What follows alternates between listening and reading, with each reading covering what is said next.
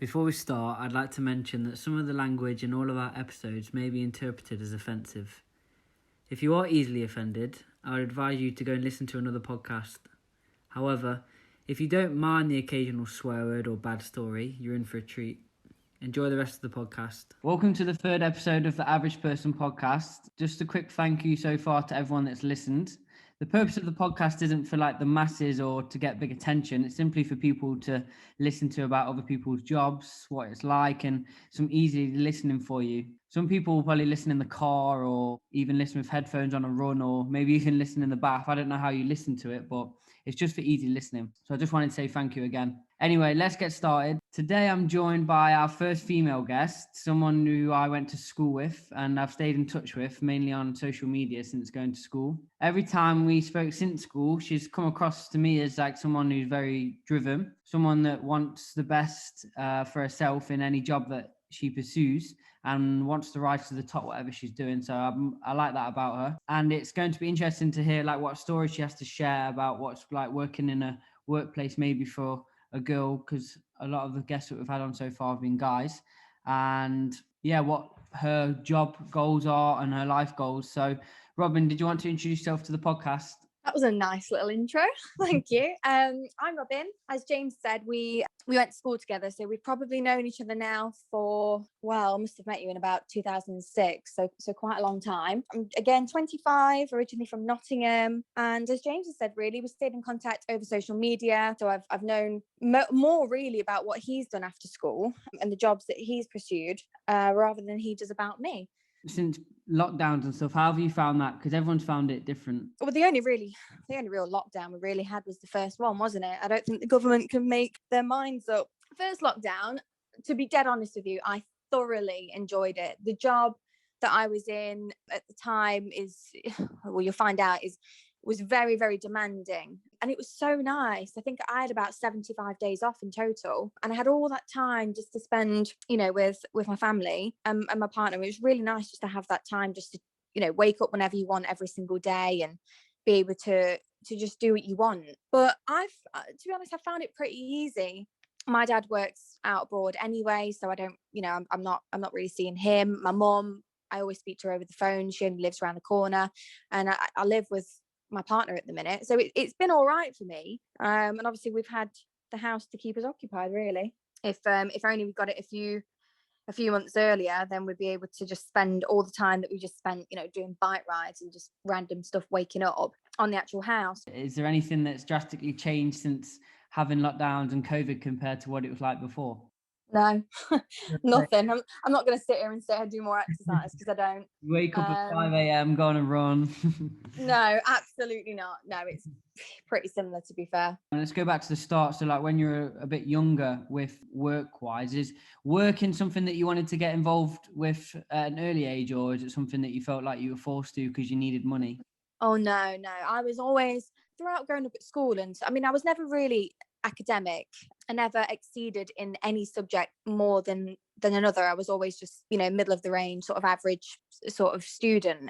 So I never ever wanted to go to university, in my opinion, which is probably going to be very different to other people's opinions. And I don't know if they want to hear it or not, but unless you're going to be a doctor, unless you're going to be a vet, dentist or something like that, to me, going to university is just a waste of time and a waste of money. So I never wanted to. My parents, they didn't have the money to send me to university for 3 years and spend 30 grand. And I didn't want to be 35 years old and have student loans sort of dangling over my head. So I never wanted to go. And when I went to college, I went for a year, and just, being 17, wanting to get a car, wanting to drive, those kind of things, it wasn't for me. On the flip side of it, I had a lot of friends that went to university, and I think, if we're playing devil's advocate, on the flip side of things, I missed out on a lot of things they missed out on. I missed out on living away from home sooner rather than later. I missed out on living with, 3, 4, up 6 friends. I missed out on nights out. I missed out on all those kind of things, which, when looking back, it would have been great to do that. Yeah, so you can't pick and choose. You have to have one or the other, right? It's like you have a lot of debt and you kind of hope that your degree pays off, or it's the flip side where you just go to work. And yeah, like you said, a lot of people, they go into degrees, and when they come out, they kind of hate the category that they selected or the degree they selected and end up going into another job. So when you're at college, then is that when you've got your first job? And if you wanted to just explain like how that job came about. Yeah, it was a bit weird, really. So my auntie worked as a chef in this hotel just in the Islands. They needed a few more cleaners, so my mum started working there on weekends, aside, on the side of doing her job that she did in the week, just to earn a bit more money. So I started working there with her on weekends and just cleaning some of the rooms and doing those kind of things. And then they actually asked me if I wanted to waitress, so I ended up doing both. I ended up starting at about 7:30 in the morning, waitressing until about 9, get the breakfast out of the way, and then I ended up doing 9 till probably about 1, cleaning all the hotel rooms. Employee of the month. Absolutely. It was quite fun having my mum there to do it, because we only worked literally the way the hotel's set out just over the road from each other, because it's not all one big block, it's sort of little mini houses. So it was quite nice to just do it with her, really. Well, I think with the first job as well, it's like, I don't think anyone really picks their first job. You just take your first job. So I think that's important as well. But with the cleaner job, then you've obviously moved on from the cleaner job and ended up going to McDonald's. And I know at that time, obviously we were going to school together, and it was kind of like at that age, you're still quite in contact with most people from school, and then it kind of dips off from like 18 or 19. But I just remember at that time, almost every girl that I knew from Chilwell worked at McDonald's. So did you get that from a friend, or was it application, or how did you get that job? I know, we literally all worked there, but so a lot of my friends, they worked at the one in Chilwell, which was quite beneficial because we all obviously live in Chilwell Beeston. But I actually I don't know why, but I never went to work at that one. I went to work at the one on Clumber Street in actual town. So I literally just applied. I can't remember if I did it online or whether I handed a CV in, but I applied and got the job at the one in town. And then the shifts were just sort of all over the place. I was never really set to a breakfast or 3 till 9 or something like that. There was times where I'd sort of finish work at 10 at night and be getting the bus back. And I remember one time there was snow, and it snowed really bad, and they stopped all the buses. So I rang my mum and asked her to come pick me up, and she said she couldn't because she had a couple of glasses of wine. So I was actually stranded in town, which wasn't best thinking. Probably should have worked at Chilwell. It was one of those ones where it wasn't open 24 hours, but it was open until like 12 o'clock or like 11 o'clock or something like that. And because it was in town, you get all drunk people coming in, and there was countless times, honestly, that you'd have like cheeseburgers thrown at you or people kicking off, and it's just mad. With McDonald's, I feel like there's a lot of young people that work there. I mean, it's not like, no offense to someone that's a little bit older, but most of the people are under like, I don't know, say 24 years old, between like 18 and 24. And with that kind of workforce and those kind of people, what was like the culture like working in there? Like, was it really fun to work there, or was it like serious? What was that like? What was the culture like?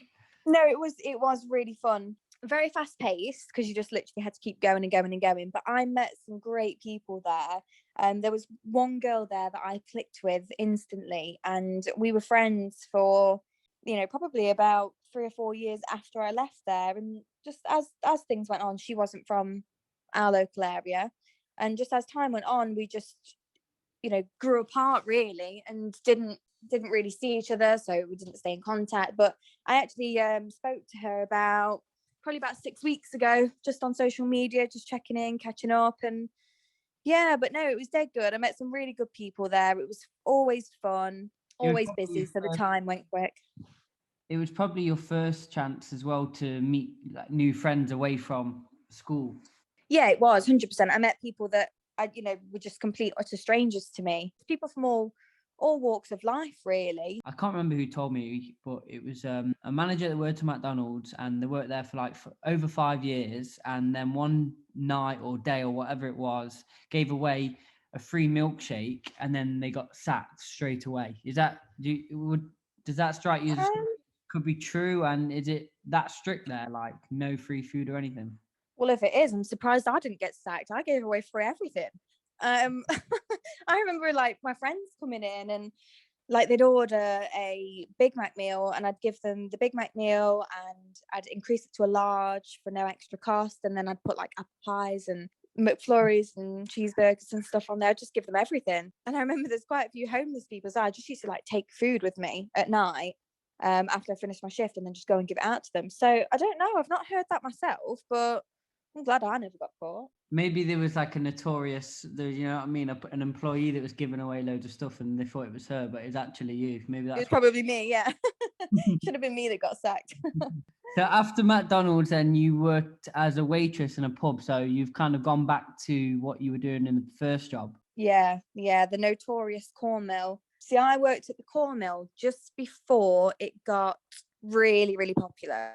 So anybody that's listening, the corn mill is like what it was back in the day. It was like the holy grail of pubs. That's where everybody went. They did beer festivals. They did New Year's Eve. New Year's Eve was like, that was the place to go. So yeah, so worked there doing waitressing, and then I moved on to doing the bar shift there.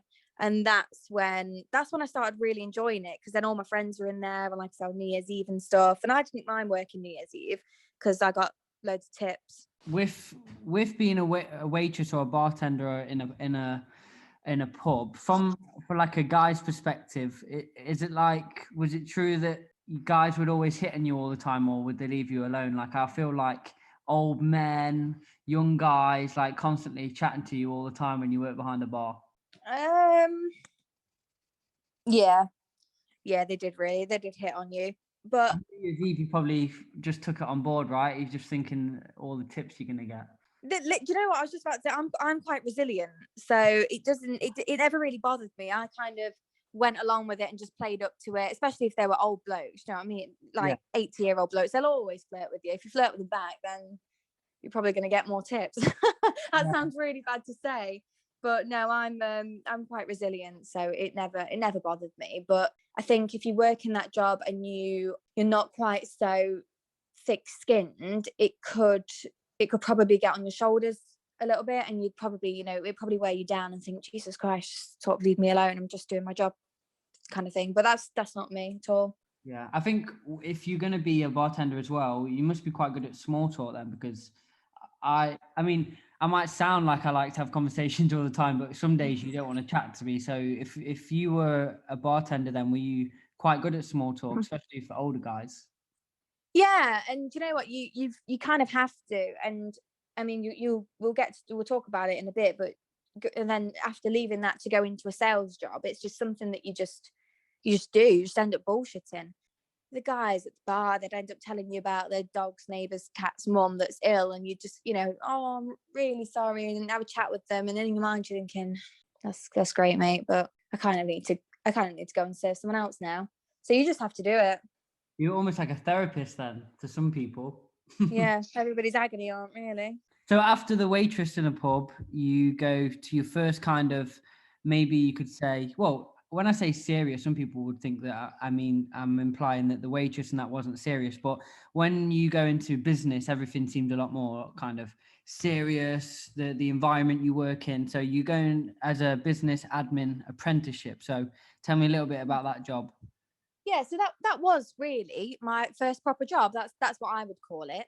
I can't remember how old I was when I started that. I must have been 17 turning 18 or just 18. So I worked for a big American fiber optics company, and I worked for them as their kind of European, Middle Eastern and African sales point of contact.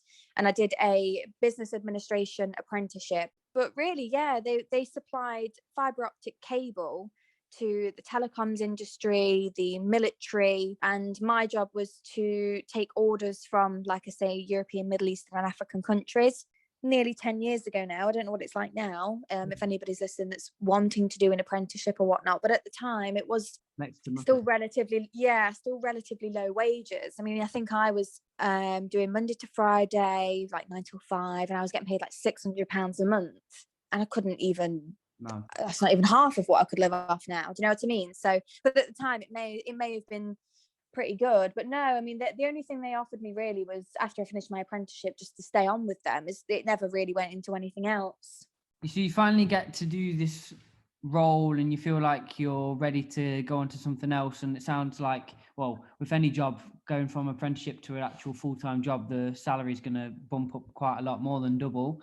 What was your thoughts on where to go next? It was really mainly around my friends. So again, you know, people are, as much as we don't want to admit it, people are a bit like sheep. People do what other people do if they are successful in it.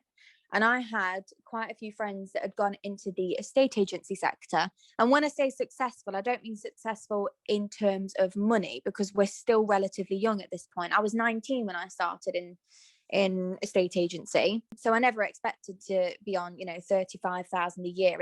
When I say successful, I mean successful in getting the job.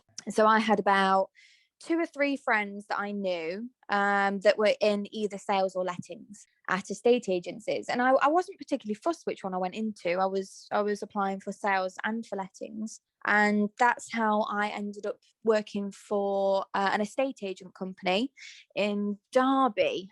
And I worked there. I really enjoyed that job. I worked there for 4 years, just over 4 years. That's the longest job you've had out of all of them, right? It is, yeah, 100%.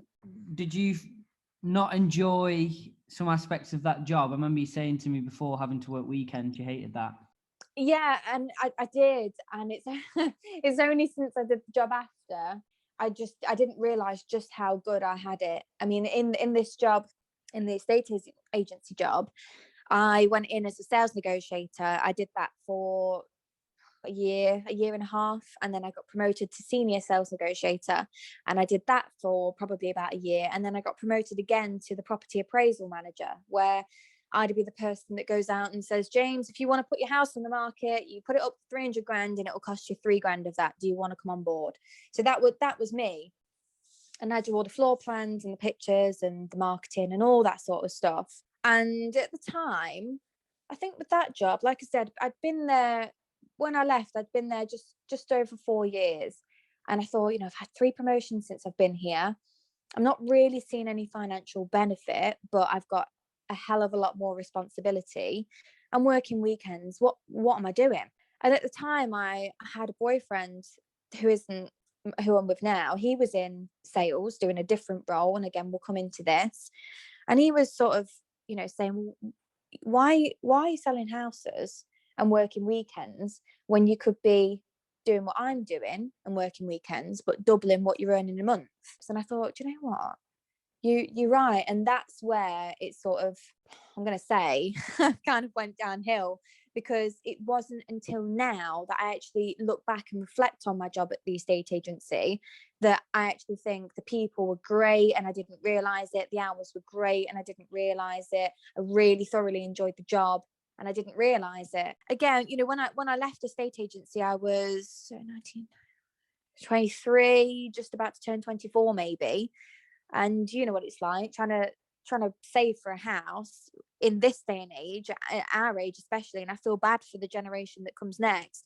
It's so hard, and I just wanted to do everything that I could to earn as much money as possible and save to be able to buy a house. Yeah, but it's good that you managed to kind of put your head down though since then and do all the saving that you wanted to do, because if you were looking at realistic timeline for what you wanted to achieve with your house and stuff, you might have been a year or 2 later than you have been because of the job.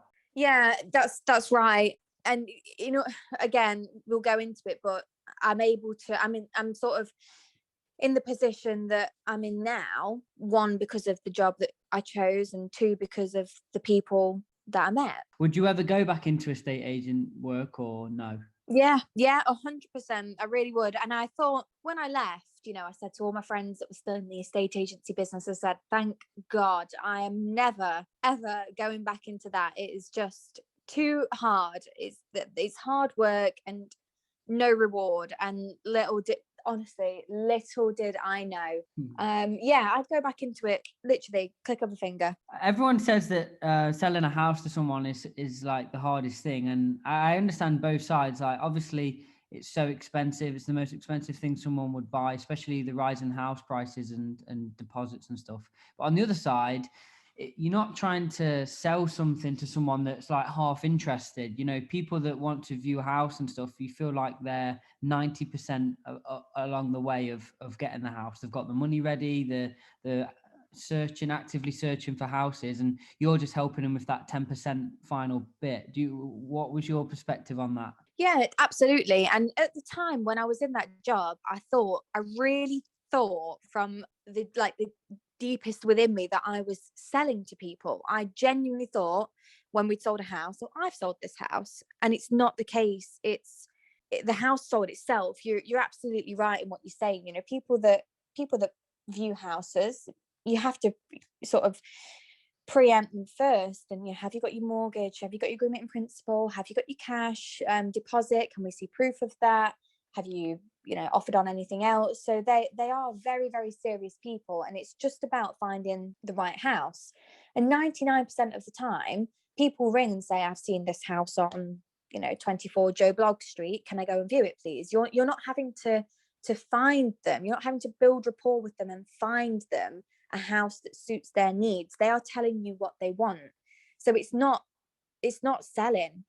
Sorry if any estate agents are listening, but it's not selling. It's looking back, it's quite easy. And I think even in the lettings market, that's even more fast paced. Everybody needs somewhere to live. Ultimately, you and I know that if you walked into a house and you didn't get the vibe for it, that you wanted to live there, or it was the one, no matter how much somebody tries to sell you that house, they could be the best salesman on earth, you're not buying it. So after being an estate agent, then you go to Audi and Land Rover. So is Audi first or is Land Rover first? Audi's first. Audi is in the car brand. I don't really know where to start with Audi. So I really, really wanted to work at a prestige brand. And the person that I was with at the time, he worked for the group called Sytner Group. And Sytner is a notorious sort of car sales group, and they are notoriously the best paid. And that was what was most appealing to me. Now, I didn't obviously want to work at the same place he worked at, so I decided to work over the road at Audi, which is a competitor. And I thought, oh, do you know what? This would be quite good, actually. We live in the same household. We just do two different brands that are competitors. So I went into Audi probably about 3 times before I got the job, and I just asked and kept asking and asking and asking if they had any jobs available. I kept getting, just brushed off and no, sorry, not at the minute. But it was the fact they told me that when they offered me the job in the interview, the fact that I'd gone in 3 times and kept on at them, kept saying, I really want to work here, give me a job, let me show you.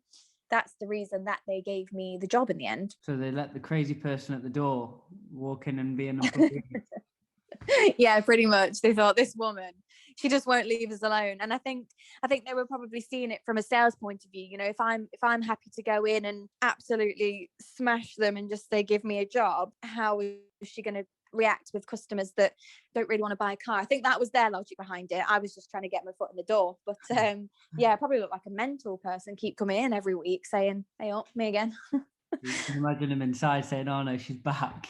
I know, yeah, they're probably looking out the window like, oh my God, that girl's back again. What we're going to make up this time to get rid of her? I guess it showed your commitment to the job though. That's probably what overall got you the role. Yeah, I think it was. And they said that they actually liked the fact that, we joke about it, and they probably did think, oh my God, go away. But I think they probably did like the fact that I kept going in as well and just kept trying to get the job.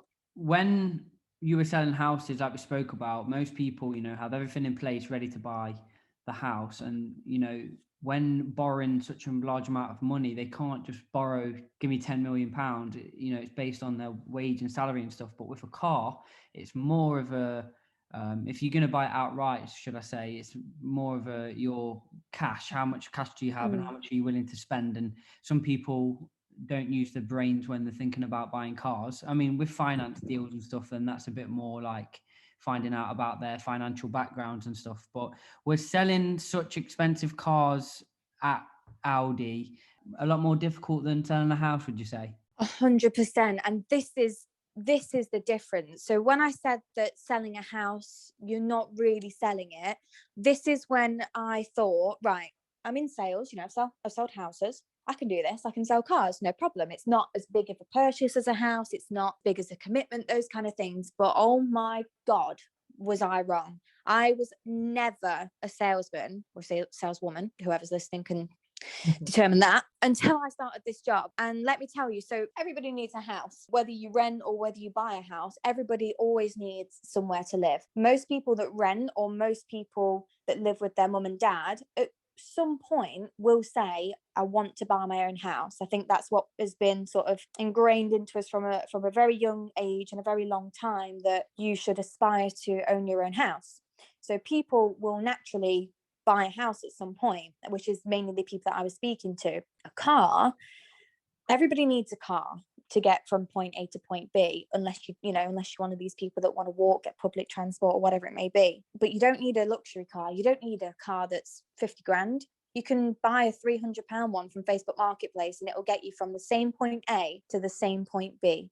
And this is where the sales element of things come into it, because it's not essential like somewhere to live and a roof over your head. It is a complete and utter luxury item. And it is the art of trying to sell not only the luxury item to the customer, but yourself. And people buy from people, and you have to change yourself accordingly to fit that person. And this is what I said earlier about, the waitressing thing. You kind of have to bullshit your way through and become their best friend, become their sister, become their brother, become that figure that they've never had before, that they perhaps look up to. You have to be every single person in one to try and sell them a car that, let's face it, they don't really need. Everyone has different aspirations and goals in their life, and like you touched on, most people, it's a house. When they get their first house or a house, the keys are on Facebook. It's the greatest achievement in the world. They're so proud and happy with themselves, and most of the time, unfortunately, that's kind of the height of their kind of career, getting a house, right? Some people have aspirations of achieving something like a manager or a CEO of a company. That's their goal. And some people, it's getting the Audi with the special rims on it and the paint package. And so you're trying to lean on that aspiration, I guess, when you're trying to sell them the car. Yeah, that's it. And you get, it's a bit of a strange one. You get all types of people. You will get the people come in and say, I've already got I've got an Audi RS6 at the minute. It's 2 years old. I change my car every single year. I want a new one. They're pretty easy. You get the young 17-year-old girl come in that wants to buy an Audi A1 because she wants everybody to think she's doing really well in life, but she's actually paying 600 quid a month for it, 29.9% APR, and under the scenes, it's the worst thing in the world. And you get people, like you say, that, I've, worked my way up in this job. I've been there for 10 years. I'm finally on this salary that I can afford this dream car. Please, can you help me find it? And that's when you tell them, you don't want this one. You don't want this one in blue with silver alloys. Why don't you look at this one, which is grey with the tech pack with the 21-inch alloys? Why don't you look at this 5-litre engine, not the 3-litre engine? That's where it gets hard. And you can only find out those things, though, through conversation, right? Absolutely. You can only find out those things through building rapport. And as it sounds so cliche and it sounds so salesy, and the only way you can find out those things is, like I say, becoming their mate and brother, and just becoming them almost, and asking them 20,000 questions, but doing it in a way that they don't click onto what you're doing. It must be so frustrating speaking to someone for 45 minutes or an hour for them to go, you know what, I don't want one, and walk out. Oh, longer. I've spent 4 hours with somebody in a day. I've test driven them on, various different cars because they can't make their mind up. I've done everything I can, gone through everything, and they'd still, at the end of it, say, I need to go and speak with my partner. In my eyes, and I don't know if this is just because I was in sales, but you should have done that before you even put your foot through the door. Get in a position where you're ready to make the decision without having to ask anybody first. Was that the most annoying thing then, the time wasting, or is there anything else that was frustrating in that role? Yeah, you get your tire kickers. One of the most frustrating things is you get, let's say 25-year-old lad comes in, he wants to buy an A3 or something like that, and his dad will come around kicking the tires, saying, no, not sure on this one. You don't know. I've bought all these cars all my life. And you just sat there thinking, you're an absolute twat. Because you sat there thinking you haven't got a clue. You haven't got a clue what you're talking about. You're driving around in a old banger, but they think that they're driving around in the newest Ferrari. Do you know what I mean? So those people are very, very frustrating. I think with a lot of jobs, like especially my job, coaching children, like children are great and you can kind of control children, but sometimes the parents drive me mad. And the only good thing about that is that I only have to deal with them at team parties, maybe when they pick them up from the parking lot. I would say parking lot, so American now, car park, things like that, right? But with you, the people you have to deal with, you have no choice. They walk in and it's your job to go and speak to them. So I guess that what you're saying is coming across like knobheads is the worst thing about the job. Absolutely. And I think another really hard thing about that job is you might spend 2 hours with somebody and you found them, you've built all this rapport, you found them the perfect car, you've test driven them in this car, you've come back, you've given them figures, and they say, I'm really happy with those figures. I just need to go and speak to my wife, my boyfriend, husband, whatever it is. And you say, fine, okay, no problem. And they leave without the sale, because in car sales, it's about getting the business there and then. You want them to sign on the day and leave a deposit on the day, because obviously in car sales, you're targeted on it. You don't earn your money unless you sell a certain amount of cars a month. And the worst thing is that if somebody says no and they walk out the door, you've got to switch off. You've got to reset your mind completely to a neutral sort of blank. And then the next person that comes in or rings up or that you meet, you've got to start all over again. And you can't let the fact that you didn't sell the last one get you down, because it's very, very easy to read desperation on people, and people can see it a mile off. And if they can see it on you and you're negged out that you didn't sell the last one, the likelihood is you won't sell any more that day and you shoot yourself in the foot. That's actually quite interesting to hear. Like, you have to act like a robot almost and be the best version of yourself no matter what you've been through that day. Any personal issues or anything like that, it comes across in your, I'm gonna have to call it a pitch, it will come across in your pitch, and you have to drop it at the front door, leave it there, and pick it up on the way out. And that's one thing that I am not very good at all. I'm very much an open book. I'm very emotional. People can, you can just see emotion all over my face. And that's one thing that I really struggled with, was to leave anything at the front door, pick it up, or if I didn't make the sale, to just drop it and move on. That's one thing that I struggled with massively. It's definitely human though. If you start at 8 o'clock and you've spoke to 15 people that day and all of them have been pissing you off and wasting your time, and then someone strolls in at 5:10 and you finish at 5:30 and you have to speak to them like it's the first customer of the day, that is a difficult skill. Yeah, it's a very and again, if there's anyone listening that wants to go into car sales, I'll just be dead honest. It's a very physically and mentally draining job. So you found all of those things and you thought, what's next? So let me go and get another one of those jobs. I know. It was, I'll be honest, it's the biggest mistake I ever made. So I ended a relationship with the person that I said I was with in car sales, and I had to move house because of that. So I moved house, and the commute for me, it just got a bit much, working at Audi. So the money that I was earning at the time, I'd got used to that. It was good money. So I thought, what am I going to do? So I moved to a different location. So I moved to Land Rover, and thought, again, it's a prestige brand. It's probably one of the ultimate brands. When you think of a luxury car, you think of a Range Rover. Well, I certainly do. So for me, that was the sort of move. It was because I needed a change of location. I didn't want to work for Sytner, the group that I said that he worked for, because Sytner, they typically, because they're all quite closely located, they have Christmas parties and stuff together. So I didn't want to put myself in that position, which is why I ended up moving brand. So it's like a fresh start. Yeah, pretty much. Wipe the slate clean, but hopefully still earn the money that I'm earning, that kind of thing. And I didn't ask you about it at Audi. I guess I'm kind of asking you for Audi and Land Rover, but every job has benefits, right? I deliver Chinese and I get Chinese food for free. With Range Rover, did you get to drive a nice swanky Range Rover around, or what were the benefits?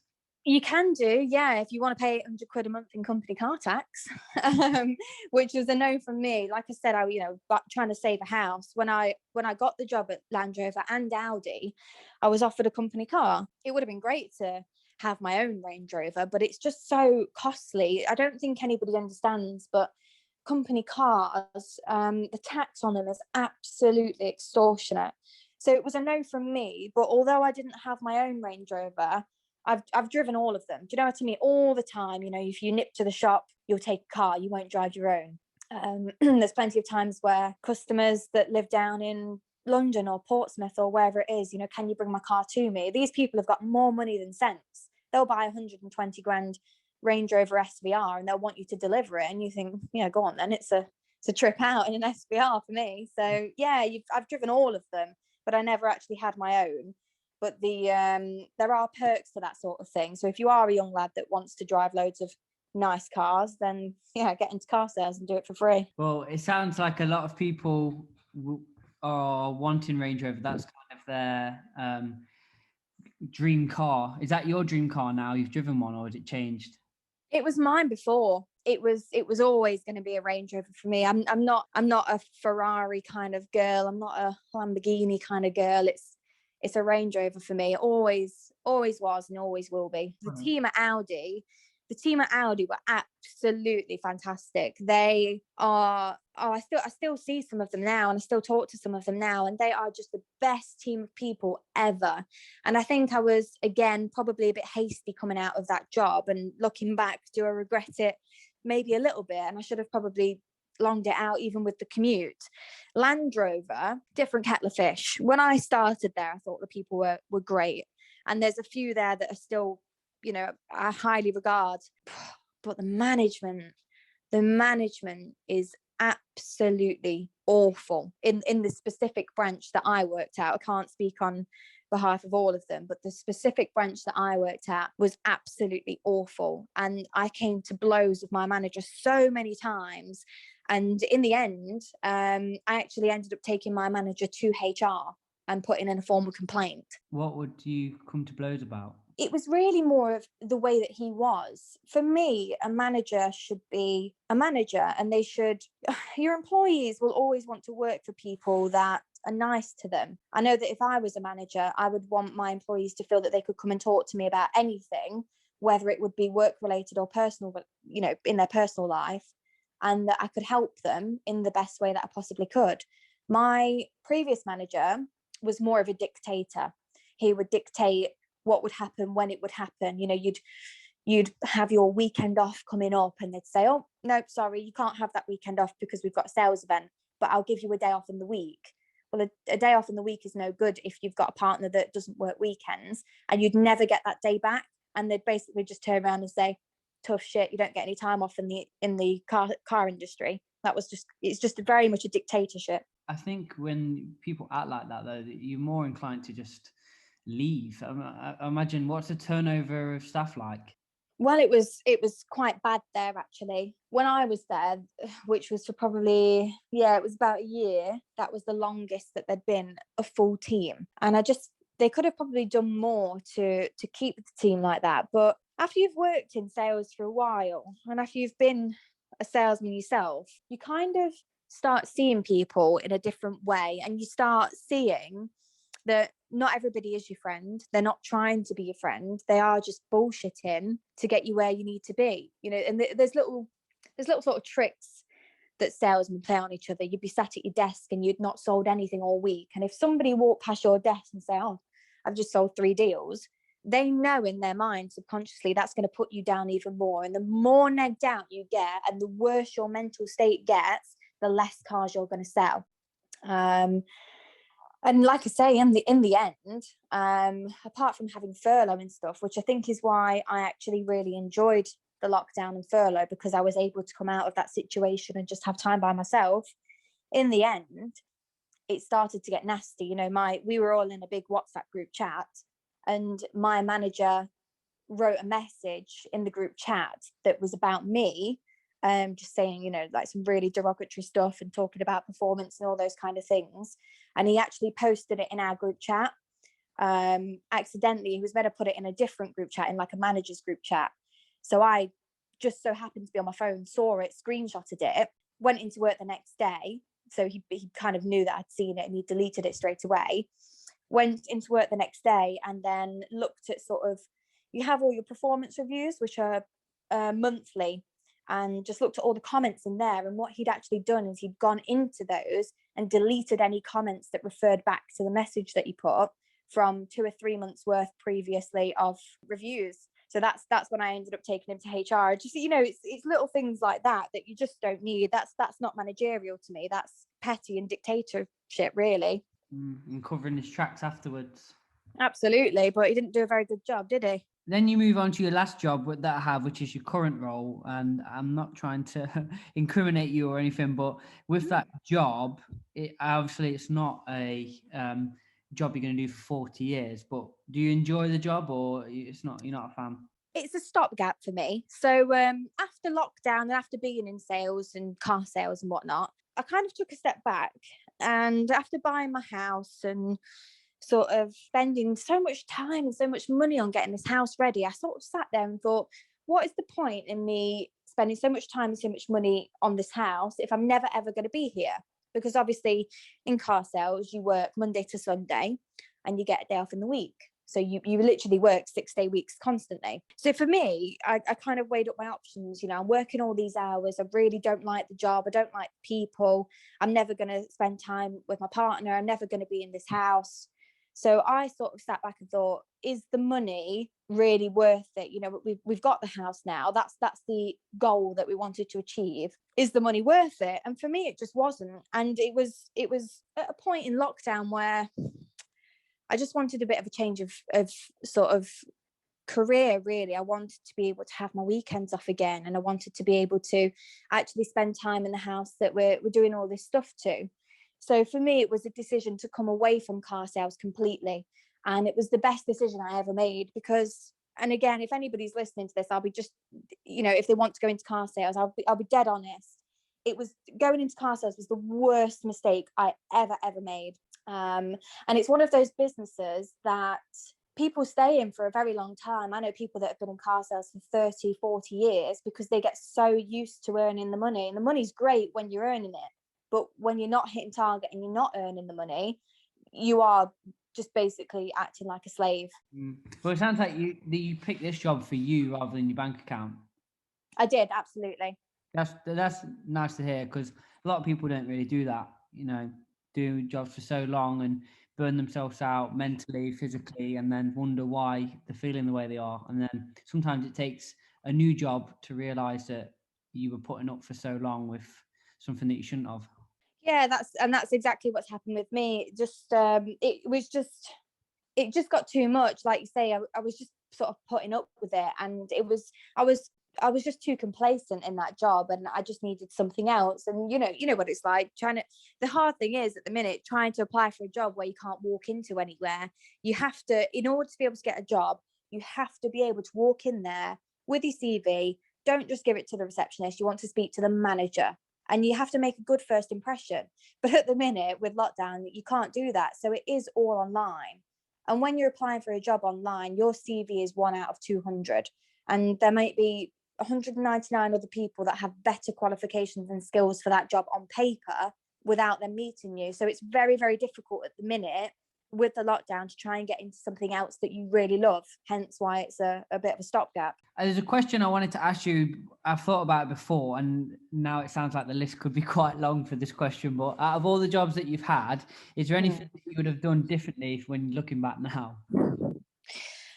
Oh, so many things. I either wouldn't have left a estate agency or I wouldn't have left Audi. I think those are the two things for me. I'm not too sure which, because Audi was better financially, but I actually preferred estate agency when it comes in terms of people, and when it's in terms of, you know, going to work every single day and doing something that you really enjoy. It would be the estate agency side of things. But on the flip side of that, I was earning double what I was earning there with the car sales. So I suppose it really depends, or it would depend on what stage of life I'm in, you know, at the time. But like I say, because I've now achieve the goals that I really wanted to achieve, I'm not in a position where I have to stay in a job that I absolutely despise just to earn the money. So yeah, I think to answer your question, I mean, it would depend what sort of stage of life I was in, but I would either not leave a state agency or stay at Audi. And the last question I wanted to ask you is like, is there any advice you would give yourself when you were young, for when you were younger, or anyone else that's listening in the working job world? It would probably be to, yeah, do you know what? If I could do things all over again, if I had my time again and I could click my fingers and I could be 10 years old, it sounds so cliche and so cheesy. And whenever any adults say this to you when you're a kid, you think, oh, piss off, you don't know what you're on about, I'll be fine. I would honestly try harder at school. I was never academic, but I never really tried to be. I was, middle or bottom set of everything. I never got into top set. And I was too bothered about friends, and I was too bothered about looks and ego and those kind of things. And if I had my time again, I would try so much harder at school to be able to get into university, to be able to try and get a job that paid you well. I would try and make something of myself, rather than just thinking I'll get a job and I'll fall on my feet, because it doesn't always happen. And that's kind of the thing that I've been thinking about recently, is that if I did have my time again, or when I have children, I now understand why parents do push them to do so well at school. It's not because they want them to be the best in class, it's because they want them to have a great future. And it really is the truth. Like I say, if I had my time again, and I've come from a family that never went to university but are both quite successful, well, now they are anyway, they weren't really when I was younger, but coming from a family like that, and I was always taught it's not what you know, it's who you know, I would now reflect back on that as an adult and say it's both. It is who you know, but it's also what you know. I think that's a good way to end it. I think you spoke about some really good things, and I think the jobs that you've had, like all the other guests, and it's kind of a common recurring theme, is the earlier jobs that you do and the skills that you don't think you are getting, and that's allowing you to propel your career into bigger and better things. So thanks for giving me your time, and good luck with the house and all the future things that are up and coming in your life. Lovely. Thank you, James. And thank you for having me on and for listening to me waffle on for God knows how long about my boring jobs and boring life. All right. See you later, Robyn. Thank you. Thanks. See you later.